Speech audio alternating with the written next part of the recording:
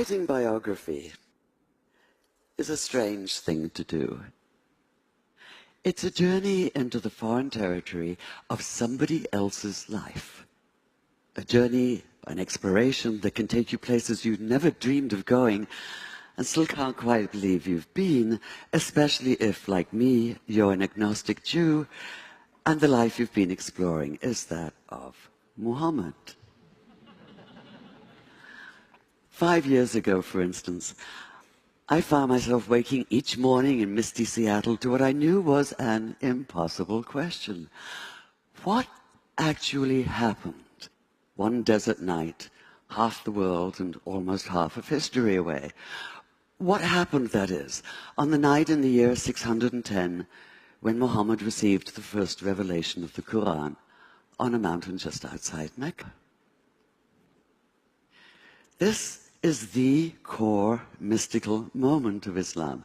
And as such, of course, it defies empirical analysis. Yet the question wouldn't let go of me. I was fully aware that for someone as secular as I am, just asking it could be seen as pure chutzpah. And I plead guilty as charged, because all exploration, physical or intellectual, is inevitably, in some sense, an act of transgression, of crossing boundaries. Still, some boundaries are larger than others. So, a human encountering the divine, as Muslims believe Muhammad did? To the rationalist, this is a matter not of fact, but of wishful fiction. And like all of us, I like to think of myself as rational, which might be why when I looked at the earliest accounts we have of that night, what struck me even more than what happened was what did not happen. Muhammad did not come floating off the mountain as though walking on air. He did not run down shouting, "Hallelujah," and "Bless the Lord." He did not radiate light and joy.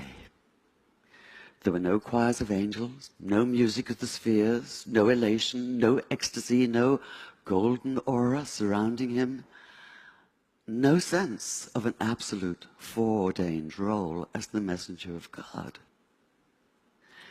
That is, he did none of the things that might make it easy to cry foul, to put down the whole story as a pious fable. Quite the contrary. In his own reported words, he was convinced at first that what had happened couldn't have been real. At best, he thought it had to have been a hallucination, a trick of the eye or the ear perhaps, or his own mind working against him. At worst, possession, and he'd been seized by an evil jinn, a spirit out to deceive him, even to crush the life out of him. In fact, he was so sure that he could only be Majnun, possessed by a jinn, that when he found himself still alive, his first impulse was to finish the job himself, to leap off the highest cliff and escape the terror of what he'd experienced by putting an end to all experience. So the man who fled down the mountain that night trembled not with joy, but with a stark, primordial fear. He was overwhelmed not with conviction, but by doubt. And that panicked disorientation, that sundering of everything familiar, that daunting awareness of something beyond human comprehension, can only be called a terrible awe. This might be somewhat difficult to grasp now that we use the word awesome to describe a new app or a viral video. With the exception, perhaps, of a massive earthquake, we're protected from real awe. We close the doors and hunker down, convinced that we're in control, or at least hoping for control. We do our best to ignore the fact that we don't always have it, and that not everything can be explained. Yet, whether you're a rationalist or a mystic, whether you think the words Muhammad heard that night came from inside himself or from outside, what's clear is that he did experience them, and that he did so with a force that would shatter his sense of himself and his world, and transform this otherwise modest man into a radical advocate for social and economic justice. Fear was the only sane response, the only human response. Too human for some, like conservative Muslim theologians who maintain that the account of his wanting to kill himself shouldn't even be mentioned, despite the fact that it's in the earliest Islamic biographies. They insist that he never doubted for even a single moment, let alone despair. Demanding perfection, they refuse to tolerate human imperfection.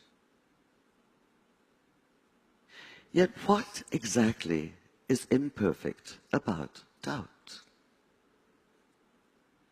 As I read those early accounts, I realized it was precisely Muhammad's doubt that brought him alive for me, that allowed me to begin to see him in full, to accord him the integrity of reality.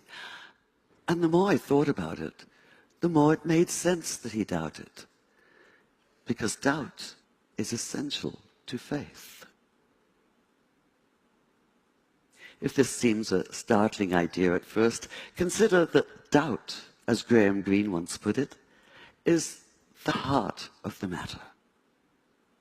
Abolish all doubt, and what's left is not faith, but absolute, heartless conviction.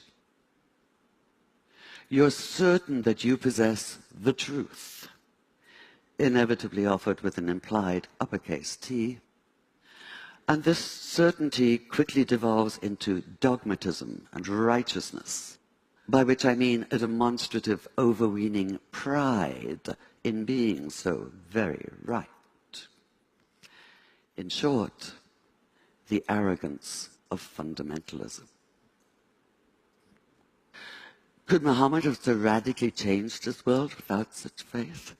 Without the refusal to cede to the arrogance of closed-minded certainty? I think not. After keeping company with him as a writer for the past 5 years, I can't see that he'd be anything but utterly outraged at the militant fundamentalists who claim to speak and act in his name in the Middle East and elsewhere today. He'd be appalled at the repression of half the population because of their gender.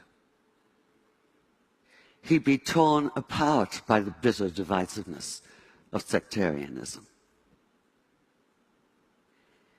He'd call out terrorism for what it is, not only criminal, but an obscene travesty of everything he believed in and struggled for. He'd say what the Quran says: anyone who takes the life of all humanity. Anyone who saves the life saves the life of all humanity. And he'd commit himself fully to the hard and thorny process of making peace. Thank you.